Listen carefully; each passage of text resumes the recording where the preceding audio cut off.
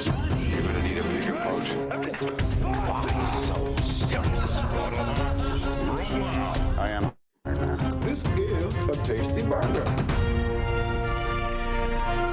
Welcome to the In Session Film Podcast. Welcome to this podcast review for February 1st, 2024, and I'm JD Duran. And I'm Brendan Cassidy. Hey, thanks for joining us, everybody, for this review. Yeah. We hope everyone enjoyed our conversation of A Fire. If you did listen to that, if you didn't, it's okay. We'll start off the show the same way. It's still there. It is early February. There's really not much to talk about, so we are sticking with the theme of 2023 as we did last week when we talked about Perfect Days and Robot Dreams.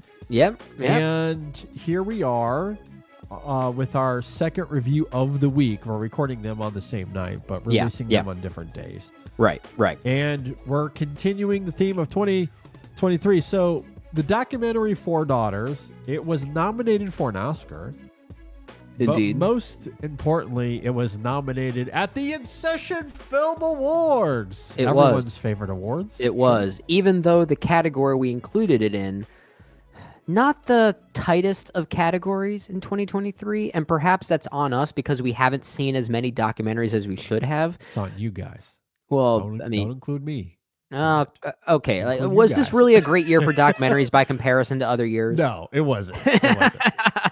However, I did find some, and I think that is the beauty of the In Session Film Awards, is that it does force us, if we do want to treat every category fairly, and I certainly do my best to, it does force us to do some homework and to find some documentaries worthy of being nominated for Best Documentary. I will say, though, as we were getting into December, I was getting a little nervous for that category. Yeah.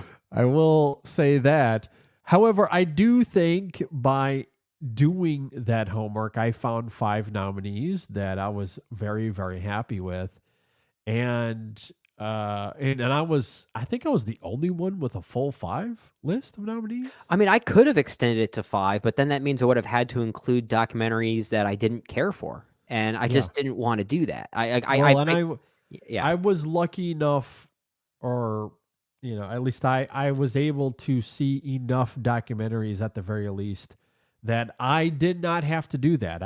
Because there was 3 or 4. At least, like, I was halfway through December, and I was like, I think if I'm going to do a full 5, I'm going to include one that I'm not super high on. It was just to fill very the spot. Oscar-y in that way. And honestly, I would have done that if I at least enjoyed Kokomo City, which you liked a lot more than I did. I did not care for that one at all. And that was really the big disparity there. And I was really hoping I would, because I heard so many great things about that one. Yeah, but I also heard great things about Four Daughters, and at least that one I'll echo. Yeah, so Four Daughters was certainly part of that conversation. We'll talk about it as we get into the conversation here. But there were, there was the Netflix documentary on American Symphony. There was the Michael J. Fox one. Yeah, that was good. And a few others that I had seen that I was like, I don't, like, push come to shove, I could include them on here, but like I wouldn't. Deepest Breath and some of those other ones too. Yeah. Well, the Deepest Breath I liked enough. It was number 5 on my list for sure. But of the other, let's say 4 or 5 documentaries that I caught up with there at the end that I was lukewarm on, the Deepest Breath was the most compelling to me. Fair. Of that crop. The top 4, though, I was very high on. Okay, that's fair. I really quite like Kokomo City much more than you do. I think that's really great. Yeah. 20 Days in Mariupol, I also think is really great. That's a hard film to watch. Win the Oscar. Very difficult. Oh my God. I had to turn it off 3 times. Yeah. It was an impossible watch, but I think very effective for what it is.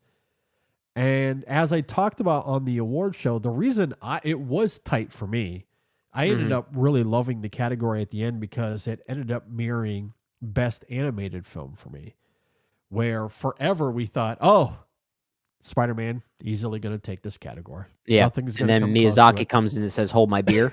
Yeah, at the last minute, he's like, "Hold up, hold up. We're going to make this an interesting race." Yeah. And that was a fun conversation at the In Session Film Awards between those two movies. And I ended up feeling the same way about documentary because I had seen Beyond Utopia some months prior and loved it. Thought it was really great. And I was like, nothing's going to come close to this. This is the best documentary of the year.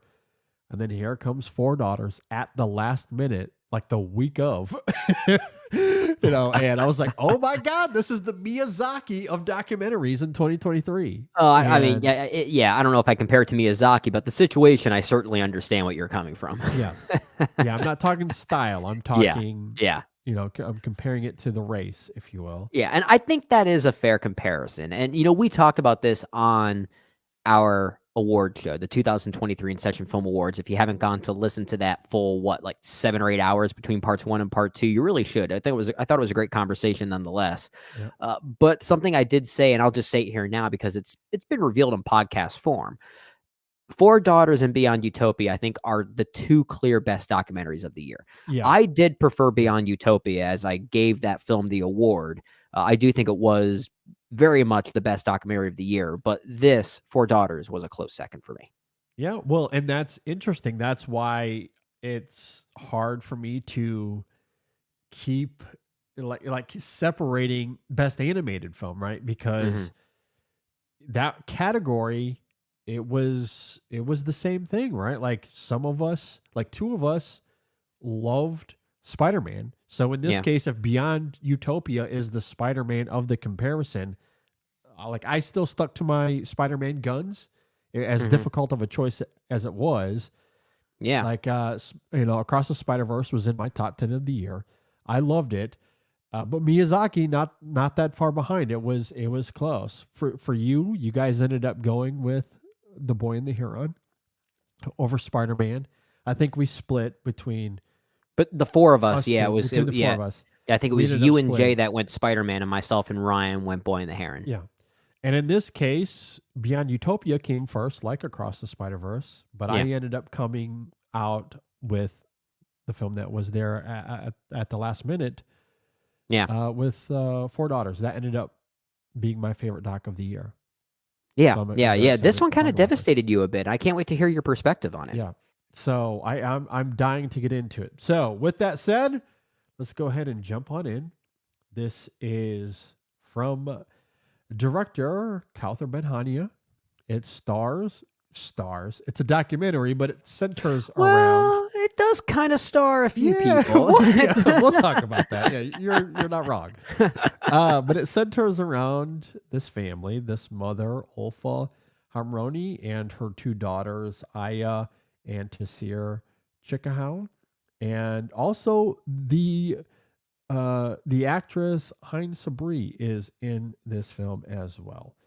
If you're not familiar, and also forgive me for butchering those names. I did. We tried. We have to give credit where credit is due. Yes. But if you're not familiar with Four Daughters, as I noted, it is about Olfa, this Tunisian woman, and she's not just the mother of the two daughters I mentioned there. She's actually the daughter of, wait for it, four daughters. Yes, she is. But one day, her oldest two disappear.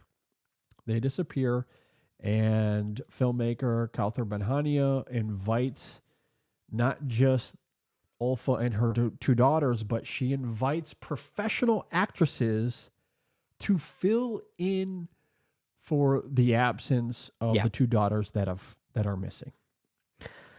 So experimental documentaries, I love these things. Yes, and to expound on that more than what the synopsis does here, Ben Hania invites these actresses to fill in for the older two daughters. Yeah. Because they are recreating moments from their lives that eventually lead up to them leaving and disappearing. Yeah. Yeah. So it is a film that is using art in this very experimental, this very interesting way that I am dying to talk about. And I noted that the actress Hein Sabri is in this film because she is playing Ulfa in the moments where Ulfa herself isn't emotionally capable of being in these scenes. Which is so interesting because even in those moments, the real life Alpha is sort of in the background directing the scene. We'll talk about it. Oh, yes, we will. You're not wrong. Not wrong.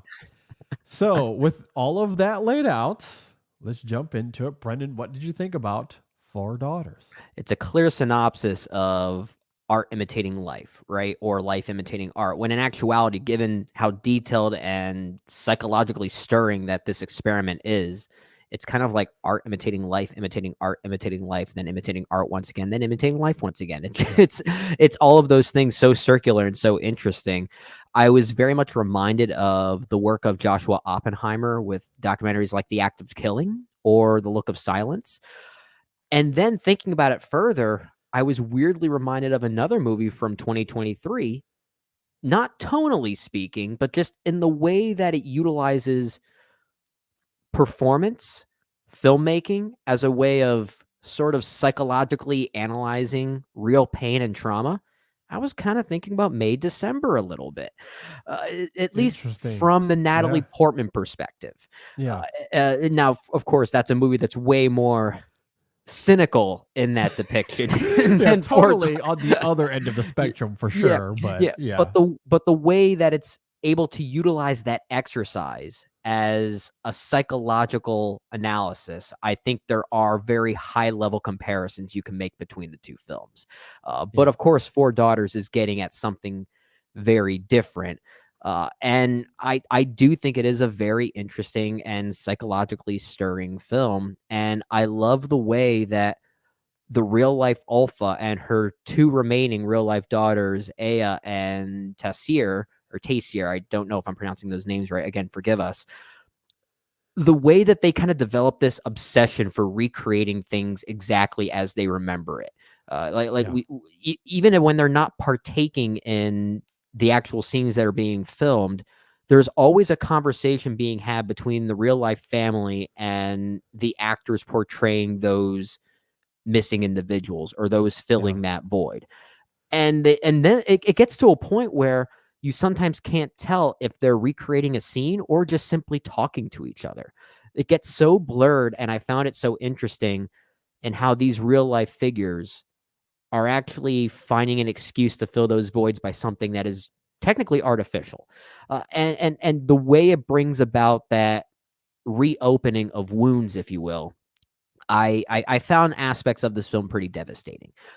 So the idea of this film is enough for me to recommend it. Well, I mean, recommend it's kind of a loose term. I really like this movie simply because of the experiment, but I think it also gets into a lot of interesting things and how that experiment unlocks new things that you may have otherwise buried underneath. The movie becomes a big therapy session, and I found that really invigorating. Yeah, as I noted, this was my favorite documentary of the year. As much as I loved Beyond Utopia, I was absolutely blown away by Four Daughters. Mm-hmm. You know, we've talked about this quite a few times on the show in the past. One of the best things about art is that it often helps us see the world in a new way. Yeah. Or it helps articulate something we don't understand or that we can't put into words. And what's so gorgeous and devastating about this film, as you're talking about, it becomes this conduit for a mother and her two remaining daughters to recreate these pivotal moments of their lives that allow them to therapeutically confront the traumas they've experienced, particularly as it relates to Alpha's two other daughters leaving to join ISIS.